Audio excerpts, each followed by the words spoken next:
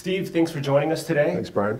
With the market at record highs, what does it feel like right now for you? Do you think it's still sell in May, go away?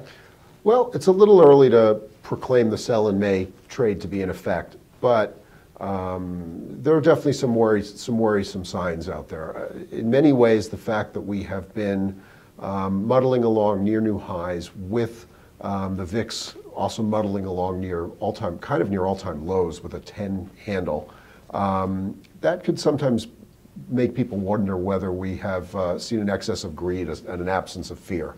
That can be a worrisome sign, but that in and of itself is not necessarily a reason to start selling. The earnings generally have been pretty good.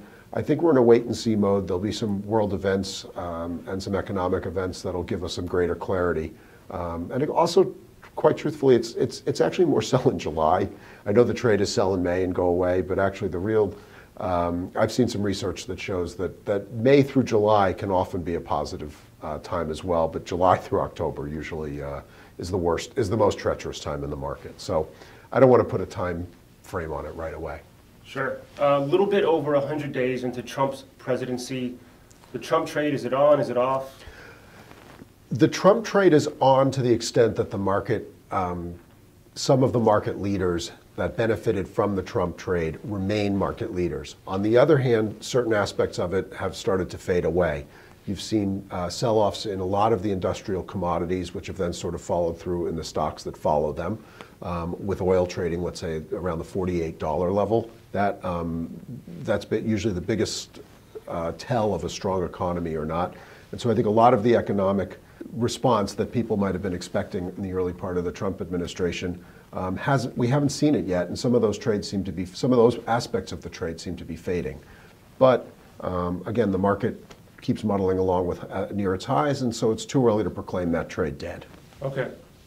French elections on the horizon. Do you think the markets are taking into account all the risk for that? And also, is there any other maybe unseen events on the horizon that you think investors should be taking into account? Well, regarding the French election, the polls that came out immediately after the first round more or less showed Madame Le Pen having virtually very little chance.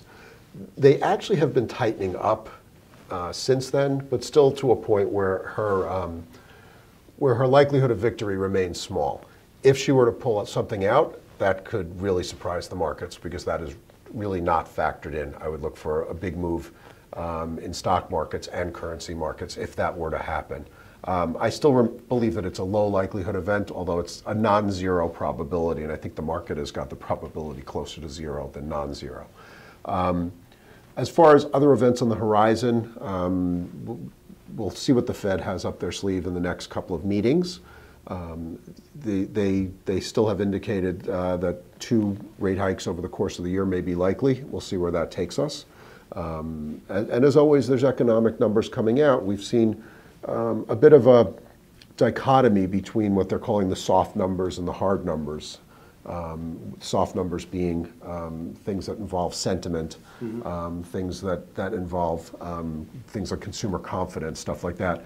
The hard numbers being actual numbers like retail sales, factory orders, that kind of stuff. Those have not been following along with the sentiment indicators. I think that has to resolve itself in the next few weeks to months to really get some real clarity about the market. All right, I think that's it. Okay. Thanks for joining us on Traders Insight. Thanks. For more market commentary, visit us online at ibkr.com/TI.